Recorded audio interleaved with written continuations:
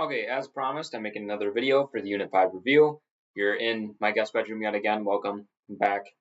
It's a bedroom for guests. That's what you are. So, hi. I'm going to try to make this video, like one big video. I'm going to see if YouTube will allow me to do that. If not, I'm going to cut it into 15-minute sections if YouTube is being mean. Okay? So, what we're going to cover first is cell division. Okay? There's two types of cell division. Mitosis, meiosis. Okay? I'm going to start with mitosis because that's the one we started with, and I would like to recover that because it's the material that's the oldest and it's the less of the two. It's less fresh in your minds. So we're going to cover mitosis first. So I'm going to walk through this real quick. So mitosis. Mitosis is one part of the cell cycle. Okay. So the cell cycle has three parts to it. The first part is interphase. The second part is mitosis. And the third phase is cytokinesis. Okay? So we're going to tackle each of these one at a time. Okay? So what I want to tackle first is interphase. What is significant about interphase? Well, the cell does a couple of things during interphase. Okay? During interphase, the cell grows. It's one of the main things it does. Okay? I'll explain later why it grows specifically. So it grows. In order to do mitosis, in order to do any cell division, okay, cytokinesis, you need to replicate your DNA. Okay? You need to replicate your DNA because we need all of our cells to have exact copies of all the DNA. So you need to make sure you have two copies. So when you take these two copies that you made, and now you're going to separate into two daughter cells, each daughter cell is going to end up with a copy. So we need to do DNA replication. Okay? And last but not least, in interphase, your cell is doing its job. Okay? Whatever cell it may be, if it's your stomach cell, it's going to be taking in nutrients that you're putting into your stomach. If it is your cells in your lungs, it's going to be exchanging oxygen from the air and also releasing CO2 so we can exhale that. All of your cells have a specific job. They have to do the job. And interphase is the longest phase. Okay? The cell spends about 90% of its time in interphase doing all these things. And that makes sense because you want your cell to be doing its job most of the time, because if most of your cells are not working and doing their jobs and working toward a common goal, which is keeping you alive, you're not going to be alive for much longer. So interphase, 90% of the time, grows, cell does DNA replication, and the cell does its job. I'm going to erase that. Next, we're going to talk about mitosis. And when I'm talking about mitosis, I'm going to be drawing the phases out. I'm going to try to also, I don't have multiple colors, only have black, so I'm going to try and do my best to show multiple different chromosomes. Okay? So, mitosis consists of four phases: the P phase, the M phase, the A phase, and the T phase. Okay? P-MET, prophase, metaphase, anaphase, telophase. Okay? So, how do these phases look different? Well, if I were to do interphase at the very top, what I'm going to see is a cell with a nucleus on the inside, and the DNA is kind of just all up in here, unraveled, just filling in the entire nucleus everywhere. Okay? Cell with a nucleus. Okay? And the DNA is all unraveled. We need to start condensing that DNA so we can start moving it around. Because if you remember correctly in class, when I took that big string of yarn, I started moving it around with another student, we were hitting everybody. And then somebody ended up snipping it with some scissors. And that's not good for the DNA. We don't want to damage our DNA when we're moving it. So we need to compact it down, roll it down, coil it up, so we can move it around more easily. So in the P phase, so this is interphase, this is the P phase, prophase, we're going to have our nucleus, and it's going to start disappearing. So I'm going to represent that as a dotted circle going around. It might be a little hard with the light glare, but that's okay. So dotted circle, and our chromosomes are going to start forming X's. So I'm going to do one X here. I'm going to kind of do a squiggly X to make this X look a little different. So one normal X and then one squiggly X. Okay, for you guys, it kind of looks like a bold X. That's fine. A normal X and a bold X. Cool. Okay. What happens after that? Well, the nucleus is going to disappear in metaphase, the M phase, and the chromosomes are going to line up in the middle. So we're going to get our one chromosome up top, and we're going to get our fuzzy, bold, squiggly X lined up in the middle, just as so. Anaphase is the away phase. So what we're going to do is we're going to have our cytoskeleton on each side of the cell. They're going to reach out and they're going to start pulling those X's apart. So we're going to have individual lines of chromosome being pulled in opposite directions. So each cell gets one copy of each chromosome. And then telophase, we're finally going to have the two cells almost separated. We're going to have two nuclei starting to form. And then our chromosomes are going to be in line structure. Line structure. Not X's. And the cells are almost divided, okay? The easy way to keep track of all of this, okay, is you start with X's. Anytime you start with cell division, you're always going to start with X's. Whether it's meiosis or mitosis, you're going to start with X's, okay? Then you're going to make your way, and then once you pull these X's apart in mitosis, they're going to be individual strains, okay? Individual. So right here, I have one line, one chromosome. I have a fuzzy one here. I have one chromosome and then another fuzzy one, okay? So each cell got one copy of each chromosome, okay? So that is PMAT, that's mitosis. Sorry, the glare is, again, not amazing. Apologize. So that's mitosis. What is cytokinesis? Cytokinesis, last but not least, is when the cell from telophase, so we had our telophase cell that looks something like this.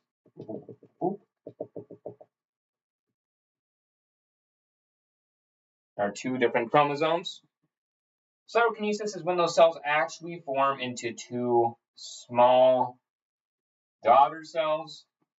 And now they're going to go straight into interphase.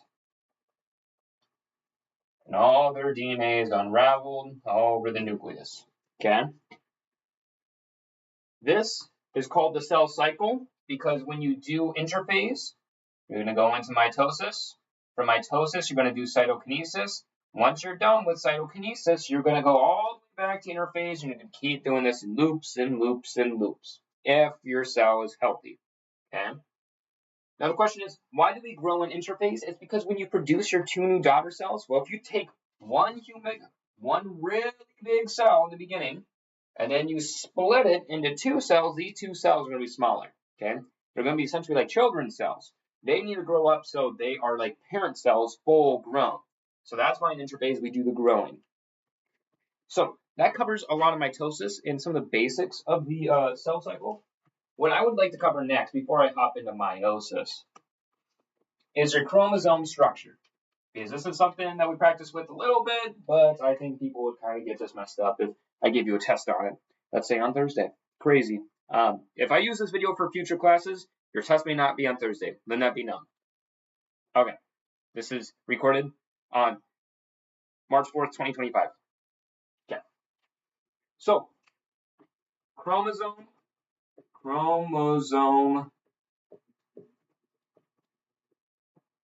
structure.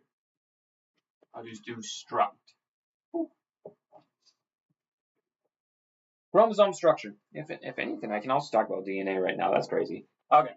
So, what is a chromosome? Well, a chromosome is a condensed version of your DNA. So if I took your DNA and I did this and this,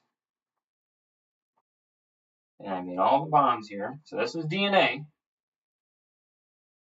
If I start taking your DNA and I start coiling it up and tightening it up, soon enough what it's going to make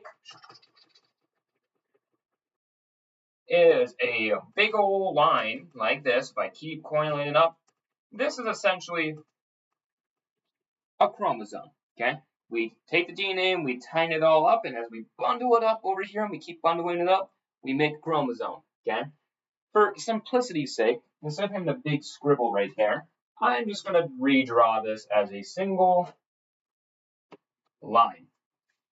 Easy enough, okay?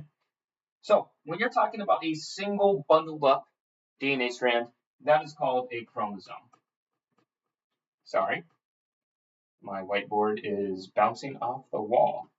Chromosome. When you're talking about one bundled up strand of DNA, bundled up molecule of DNA, there's a couple other terms that go with this, okay? As I said earlier, in interphase, you have to replicate your DNA before you go into mitosis, okay? You have to do DNA replication. So how does that look? If I want to replicate this DNA, well, let's say I do. So let's say I do bigger arrow, DNA replication. What I'm going to get is 2 lines. Easy enough, okay? Get 1 chromosome, replicate it, you get 2 chromosomes. Seems pretty easy. But what we're going to do with these 2 chromosomes is we're going to attach them and form a structure out of them, okay?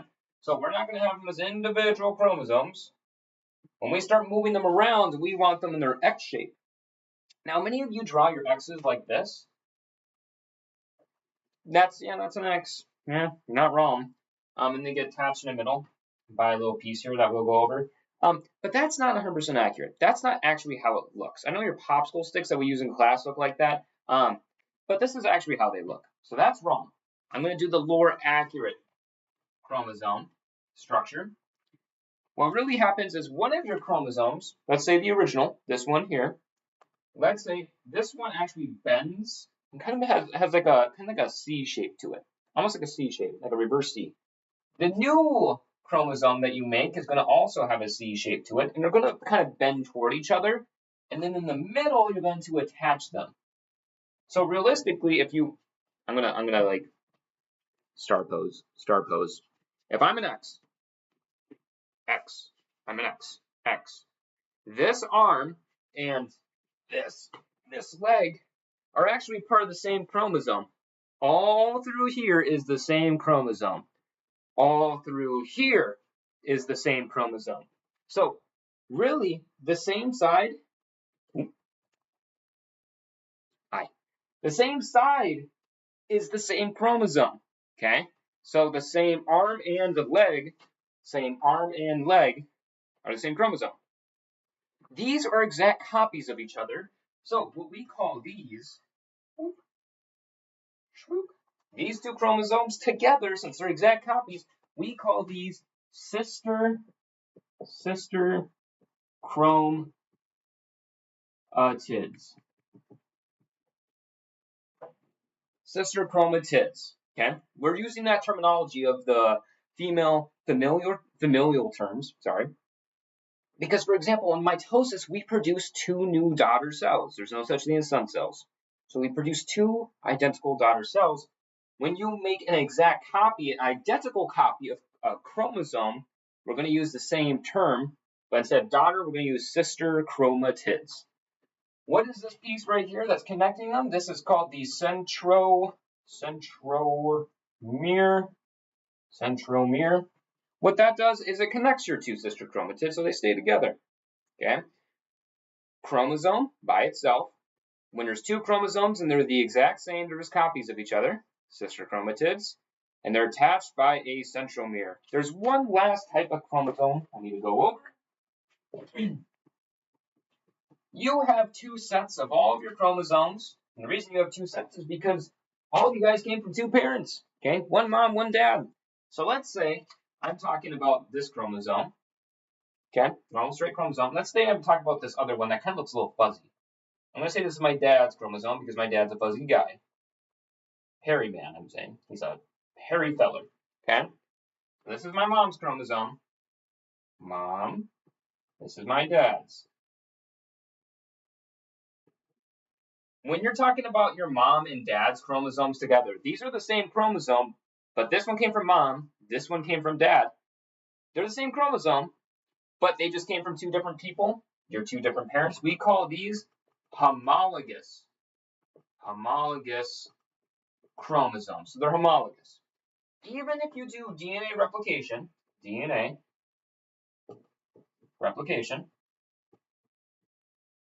if you do DNA replication and you get your doubled amount, so you get your normal mom X and then your dad's fuzzy X, fuzzy, very fuzzy, very fuzzy. And then I'm going to put the big dot in the middle. These are your centromeres. Okay. When you're talking about these two together, they're still homologous. You just have two, or I shouldn't say two. I should say you have a copy, two copies of each of your parents' chromosomes. When you talk about your mom's chromosomes and your dad's chromosomes together, they're still homologous. That's fine. As long as you're talking about both copies of your mom and dad's chromosomes, homologous. These two chromosomes on your mom are sister chromatids because they're the exact same. And these two on your dad are also sister chromatids because they're also the exact same. They're exact copies of one another. But if you're talking about the fuzzy chromosomes compared to the normal smooth chromosomes, then it's homologous because that's my mom and dad's chromosomes together. Okay? Chromosome terminology. While we're at it, we're talking about chromosomes and they're made out of DNA. How about we talk about DNA terminology? Again, more accurate DNA. Okay? More accurate. So I'm not going to do that twisty thing with the twisted ladders. Bad. We're going to do something else. More accurate. So there are three parts to your DNA. Your DNA is made of three main parts. So the first one is a sugar. This sugar is called deoxyribose. Number two, nitrogen base.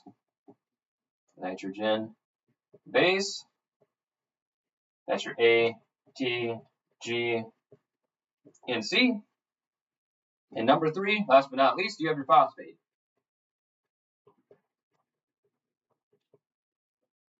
Okay, these are the three things that make up your DNA. You guys did a lab building a DNA molecule, and we made out candy. You guys made a lab report on it. Some of you did awesome, and some of you didn't do awesome. So we're covering it. Okay, I'm gonna move my backpack out of the way. Hey, that's better. So, how are these put together? How does the structure look? I'm going to try to do both strands of the DNA. So if you look on DNA, there's one strand that goes on up and down on one side, another strand that goes up and down on the other side. So I'm going to show both. So this might be the moment where you might skip ahead in the video, go 2x speed, or just skip until I start yapping and looking at the camera again. I'm going to start making this. I'm going to start describing it right in this space. So this might be the time to move ahead in the video, just to save you time, just to be considerate. See,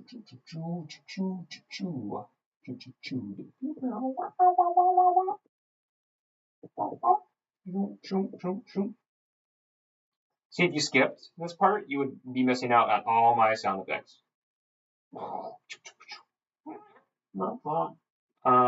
Yeah, that looks pretty good. Yes, nice.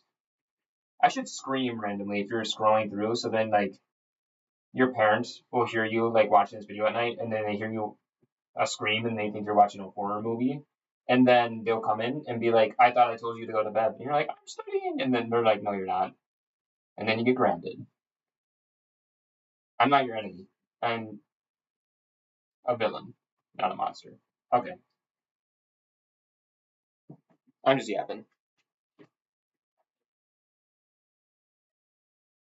Okay. Super accurate DNA molecule right there. Some of the glare is not helping. I'm gonna stand on this side and see if it helps. Just a smidge. Just a smidge. So what are these circles? Well, I'll make a key. These circles have a P in them. That means these are your phosphates. These are your phosphates. The pentagons I drew, these have an S in them. These are your sugars. And last but not least is your boxes. I didn't put anything inside these yet, but these are your bases, your nitrogen bases. Okay? You have 4 nitrogen bases, A, T, G, and C. I am also making this accurate. I got some dots in the middle of here. You might not be able to see them. Maybe I'll make them a little bigger.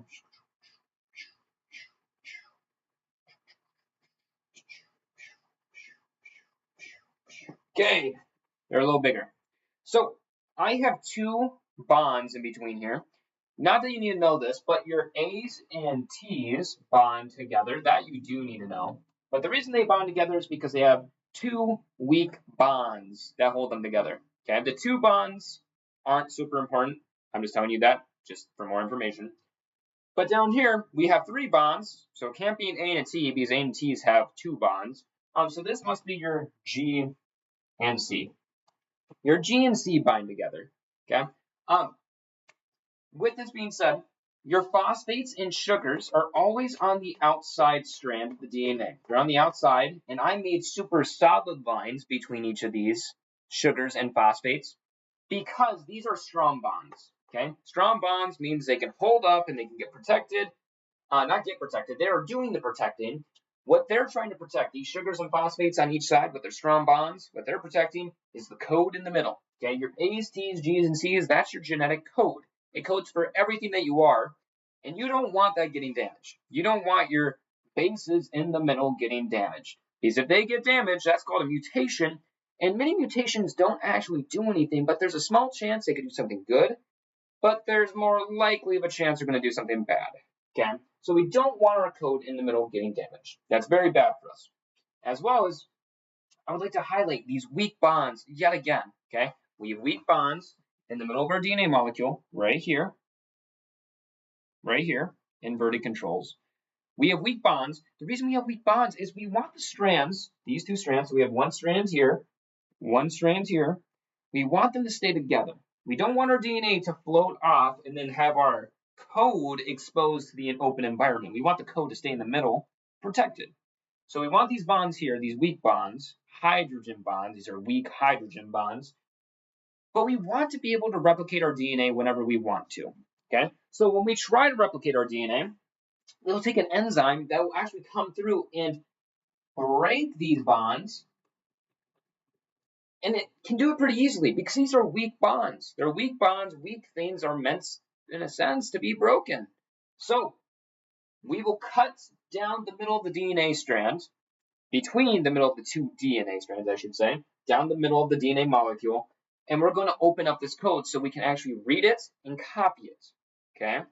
And then once we're done copying it, then we'll put these very weak bonds back in. As I show these weak bonds as dotted lines, not solid lines. Okay? And we'll put those weak bonds back in, put the DNA back together. Okay? So, DNA replication, the parts of the DNA.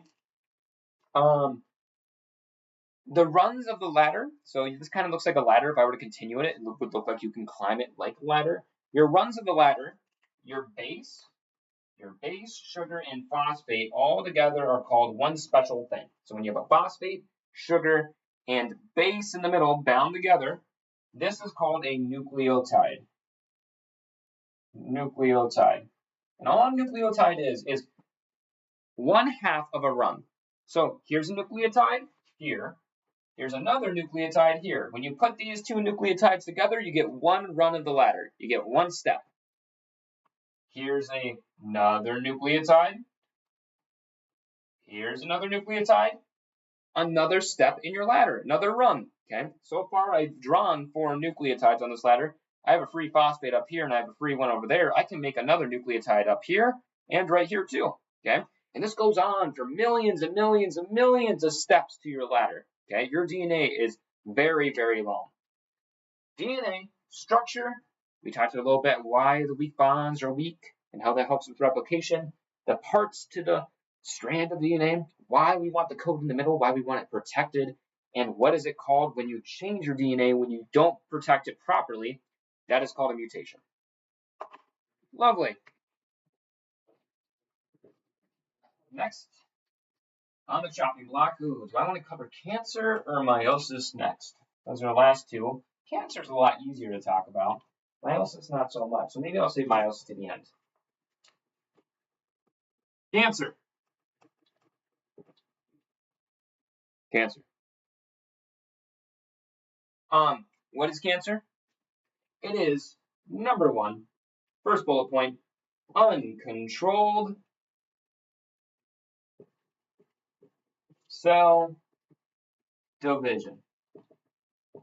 Uncontrolled cell division. That's what cancer is. So that means cancer isn't spending much time in interphase. A cancer cell isn't really doing its job. It's not doing what's supposed to. It's not really taking a time to do what it needs to do to keep you alive. What it's worried about is doing nonstop cell division. So that means it's going to go straight into mitosis and do cytokinesis after it gets big enough, and it replicates its DNA. Once it replicates its DNA and it gets big enough, it's like, we're splitting again as soon as possible. We're not waiting. And that's a problem, okay? Why is that a problem? Well, two things. Number one, my cells replicate and they divide, but they do that for a reason, okay? The reason any of your cells go through mitosis is really for two things. Your body does mitosis, cell division. Your body does cell division to grow, okay? I don't grow anymore. I'm a 23-year-old man, almost 24. I'm done physically growing, more or less, when it comes to, like, height, let's say. The other reason is if you get damaged, okay? I get damaged all the time. If you were looking at my arm, I have a bunch of, like, white scratches and scars all over the place. That's because I play with my cat, and my cat has claws, and I have really tight skin, and then his claws just rip through my skin all the time. So I do mitosis in my arms all the time because I'm healing from my cat wounds. That's just how it is. You heal from injury and you're growing, okay? That's why we do mitosis. And we don't do consistent growing because obviously if I was consistently growing and growing and growing, I would be humongous. I would be like, I don't know, like Godzilla. But as you can tell, I'm a 5'8", 145-pound man. I'm not very big. So why am I not growing more? Well, that's because my cells are told to stop growing, as well as once I kind of hit the limits, like, for example, my muscles or my bones or really anything in my body, once it kind of hits a maximum space capacity, it's like, oh, my cells in my chest are growing and growing and growing. And it's like, oh, bro, we're hitting ribs. My cells are hitting ribs. Guys, we're running out of space. Stop replicating. We filled the room. So once you run out of room, your cell also tends to stop replicating, okay? So space is an issue too. Cancer doesn't care about that. Cancer doesn't listen to anybody. Cancer thinks it's right, okay? It's a narcissist. Sounds familiar to like a certain teacher, you know? It keeps on replicating nonstop. Doesn't care about space. Doesn't care about doing its job. It just cares about its one job now, which is doing nonstop cell division. The second reason that's a problem, because it's going to be growing and growing and growing, and that's going to create a mass inside you, is it's going to take up a lot of the nutrients from your body. So your organs need nutrients, okay? You have blood, rich blood that carries oxygen and glucose through it, and it's carrying that to your cells, so your cells can do cellular respiration, so they can get energy. But if a tumor takes up all your arteries and absorbs all that nutrients, all your organs are going to be starved. They're going to be deprived, versus this tumor is going to be getting so much nutrients that it's going to be encouraged to grow even more, making the problem worse. So tumors are dangerous and cancer is dangerous because they steal nutrients from you. It's almost like having a second living creature inside you that's you, but it's not on your team anymore. Okay, so cancer is really dangerous in that manner. With that being said, we talked a lot in class about the causes of cancer. Causes of cancer.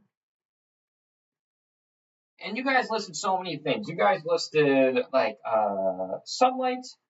So sunlight, aka UV. I just said UV light. You guys said smoking or vaping.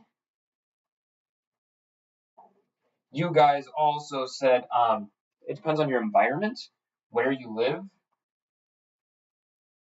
Where you live can potentially give you cancer.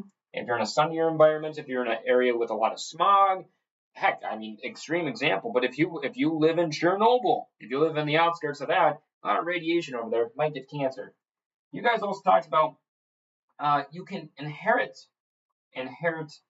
genes from your family that are somehow mutated, and they're increasing your likelihood of getting cancer. Okay, nasty stuff. all bad things. An example of this is like, for example, if you ever go to a doctor and your doctor is concerned about your health in any specific way. Okay, you bring up, for example, like, oh yeah, my mom just got diagnosed with cancer. I want to check out if I have any chance of getting the cancer she got. Your doctor's going to ask you a few things. They're probably going to ask you, like, has anyone else in your family got that cancer? And you're like, oh yeah, my grandma and my great grandma, my aunt. And then your doctor's like, hold on, hey, now we got a humongous family history here. You might got cancer coming your way. Okay, that's really bad. Let's keep an eye on this. Let's keep an eye on you so we can try to catch it early so we can get rid of it. They also might ask you what you do. Do you smoke? The answer for all of you should be no, obviously, and to vaping too. You don't. That helps me sleep better at night. Don't smoke, don't vape. Or if you're out in the sun, you're not putting on sunscreen. And if not putting on sunscreen, well, might get skin cancer. Okay, if you tell your doctor that, they're like, well, you're kind of asking for it. So they might ask you things like that. These are things you can control outside environmental causes of cancer. You can't do too much about the genes, though. If you're born with a higher likelihood of developing a certain type of cancer because of genes, that's tough, okay? Maybe sometime in the future we can change that, but as of now, if you inherit genes that can cause cancer, there's not too much we can do about it. What we can do about it is be aware of it so we can keep an eye on it for the future. Cancer. Now, last but not least, arguably the longest and the newest, freshest, and potentially hardest topic. Interesting, I won't erase. Meiosis. If you made it this far, congratulations. If I split this video up, then you don't know how much time it's been, but it's been almost 32 minutes. So very good. Very good job. So, meiosis, what's the purpose? We do meiosis to produce 4 unique gametes. Okay, that's a term, vocab word, gametes. Gametes mean sperm or egg cell. So when you're done with meiosis, you're going to take one cell, and you're going to turn that one cell either into 4 sperm cells, if you're a male, or 4 female cells, 4 egg cells if you're a female. My bad. So 4 sperm cells if you're a male, 4 egg cells if you're a female. Okay? One thing about this that's very special, you produce 4 unique gametes with half of the normal chromosome number. aka you get 1 copy of each chromosome. So you're going to form 4 unique sperm or egg cells, gametes, and they're only going to have 1 copy of each chromosome, half of what you usually have, okay? And how's that half? Well, you guys have 2 copies of every single chromosome in your body because you have 1 from your mom, 1 from your dad. That's how it is. But we want to get down to only having 1 copy in each of the cells. So instead of having 2 copies like we normally have, you're trying to get down to 1 copy in each cell, okay? So let's walk through meiosis. I'm going to erase this just for space so I can draw a little bigger, okay? This is still meiosis. I'm just going to erase all this so I get a little bit more space. I'm going to try to make the chromosomes look a little different. Again, X chromosomes, maybe one's going to look a little bit more bold, one's going to look a little lighter. I'll do my best. So, meiosis is very much like mitosis, and that's a tricky thing because you might get those confused, okay? So, watch this video a few times. Watch this part a few times. If you can get meiosis down, mitosis is going to be easy to understand. This is the hard stuff, okay? So, the first part of meiosis is a process called meiosis 1, which is the first round of cell division for meiosis. So, we're going to do almost normal mitosis, almost, okay? So, we're going to start with our PMAT. The first phase, our nucleus is going to be disappearing. I'm going to show, let's go with 4 X's. I'm going to do very bold X's.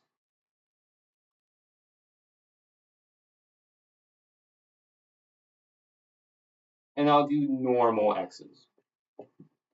Bold x's, normal x's. Okay, that's a tiny x. These are tiny x's. Boop, boop. Actually, I'll make this one a little smaller. There we go, a little tinier.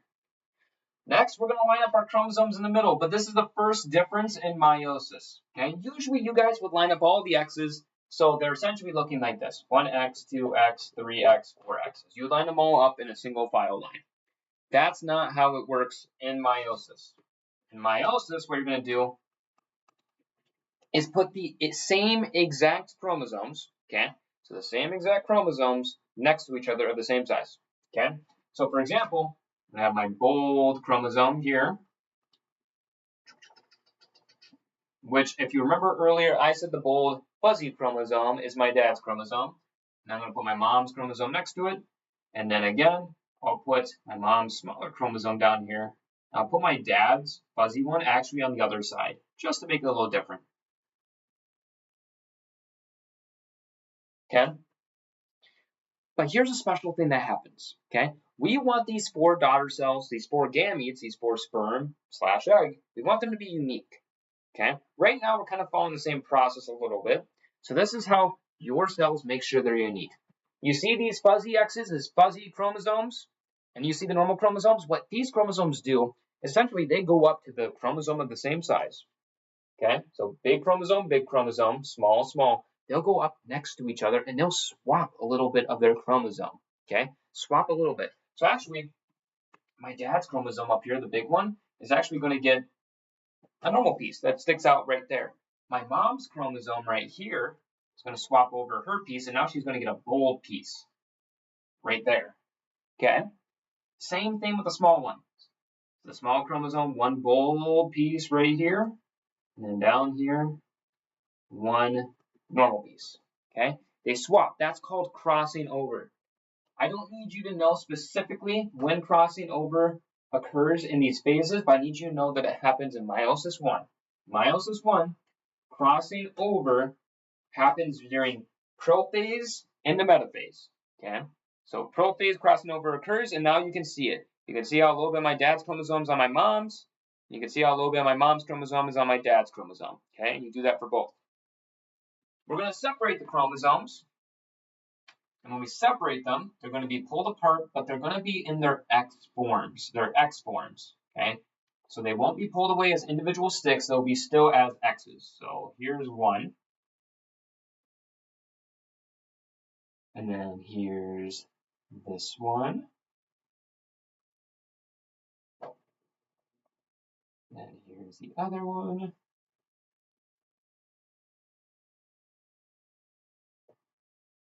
Last but not least,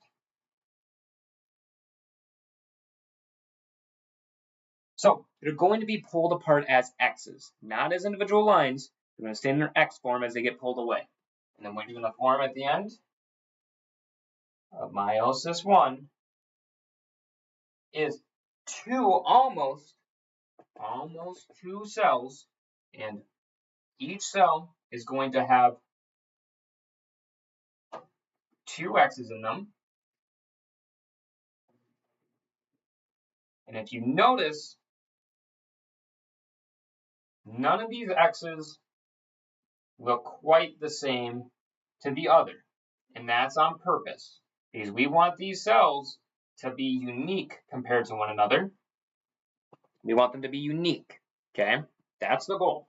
So this is the direction we've been going so far.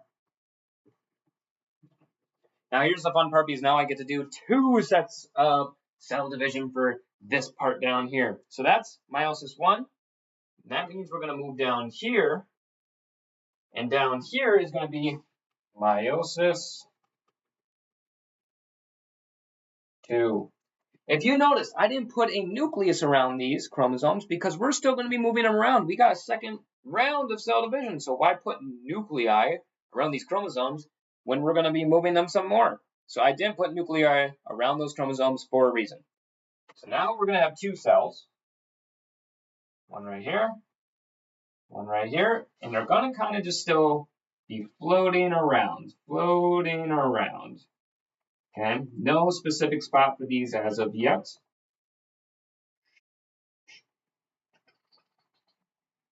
They're just floating around in the cell. They got nowhere to be quite yet. They haven't been organized yet. And then I'll put this one over here.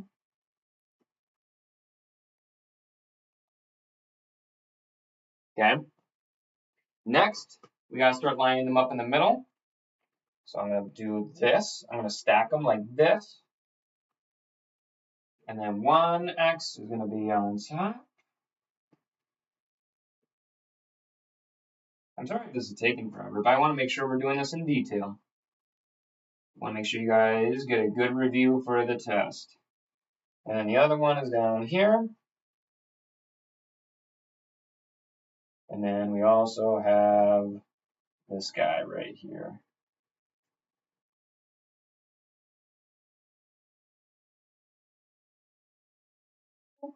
Okay, so lining up in the middle. And then I get to do the fun honors of starting to split these guys up. What a hassle.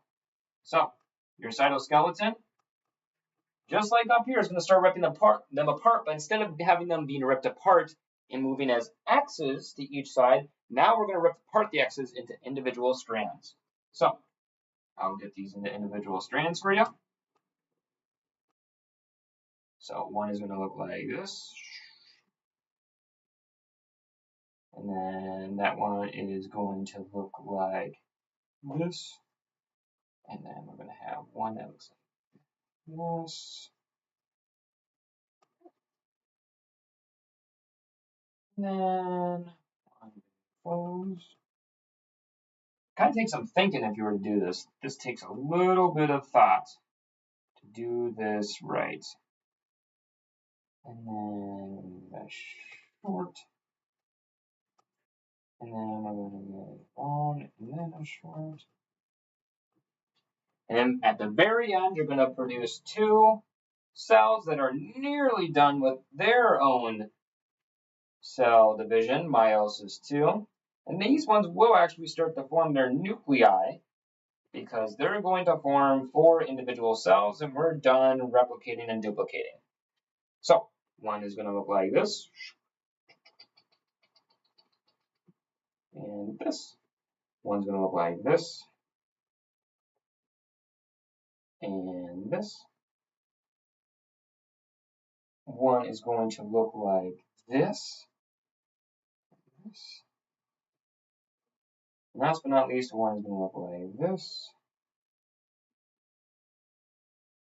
And this. Hoo-wee, that was not super fun to do. But this is the thing I'm trying to point out by the very end. Okay? If you look at each of these cells, none of them look alike. None of them do. And that's the point. You're supposed to make 4 unique gametes, 4 unique sperm or eggs. So these 2 dividing cells are about to form 4 cells. They're either going to be turning into sperm or egg. This one here has half a big fuzz and half a normal line, and then it has 1 tiny normal line. Okay, so half my mom, half my dad, and then it got 1 copy of a chromosome that was a little version of my mom's. And this is 1 big version of my dad's, and I got a small version that has a little bit of my mom's and a little bit of my dad's. This one here has a big chromosome that belonged to my mom, and this small one that had a little bit from my mom, a little bit from my dad. And this one has a big chromosome that has a little bit from my mom and dad, but then I got one of my dad's small chromosomes here. All 4 are different from one another, okay? They all have different combos, and that's the point, okay? You guys do not look similar to your family members, and more specifically, your siblings, okay? Not to get gross, but you guys, you teenagers, were once kids, and once babies, once fetuses, once embryos, once zygotes, okay? You guys were formed from a sperm and egg joining, and you guys don't look exactly like your siblings, unless you're identical twins, and then that kind of ruined my example. But you guys don't look like your siblings, and that's because your sibling was created from a different egg and sperm cell. So they got different parts. They got some of the same parts as you did, potentially, but they got some different combos together. That's why your sibling can look kind of like you, but also can look drastically different from you, okay? Because each of these sperm are going to be unique, or each of these eggs. You're going to get 1 unique egg, 1 unique sperm, and when they join together, you're going to get something really unique, okay? Something really different from what you are, okay? So that's why siblings can look so different from each other. I hope this makes sense so far. Okay, I'm gonna look through my list real quick. It'll take about 10 seconds.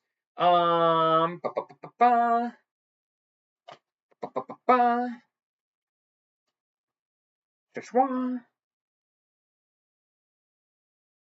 Okay, I'm just gonna review real quick. Take about 2 minutes. So, how are all the ways that we cause these 4 cells at the end to be unique? First is a thing called independent assortment. Okay, independent assortment is when you're randomly just pulling the chromosomes away from each other and you're just shoving them into different cells, and you're not doing it so they're identical. You're not trying to make sure every cell gets an exact copy, an exact identical copy. You kind of just shove them whichever direction. If you notice, I set this up so actually my dad's chromosome, it's mostly my dad's chromosome, went this way, but one of my mom's chromosomes also kind of went that way. And I did that with the small dad's chromosome and the big mom's chromosome. Independent assortment is when you just randomly assort the chromosomes. Random. If it's random, you might get a unique answer. Another way, besides independent assortment, that we cause unique gametes at the end is crossing over.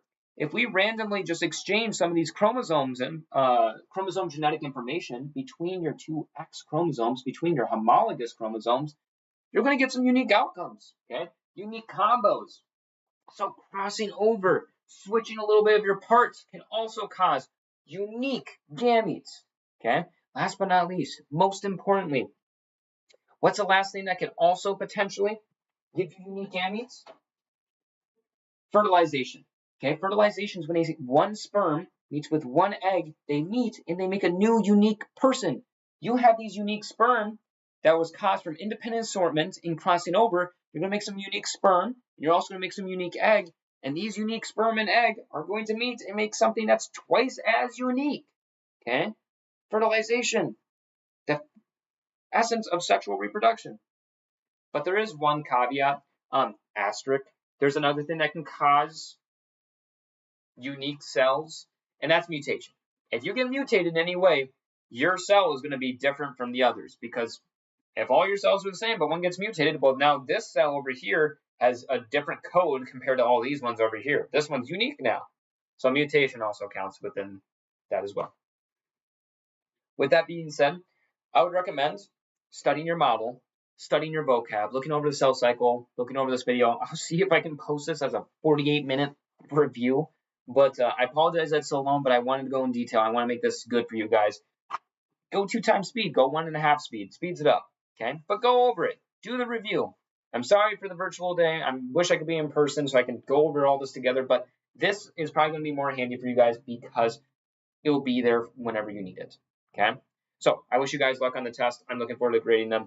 Please, Meiosis 1, Meiosis 2, mitosis, cancer, chromosome structure, DNA structure. We went over all of it. If you watch this entire way through and you're starting to get it, starting to understand it, starting to study it, you're going to be in a good spot. Okay.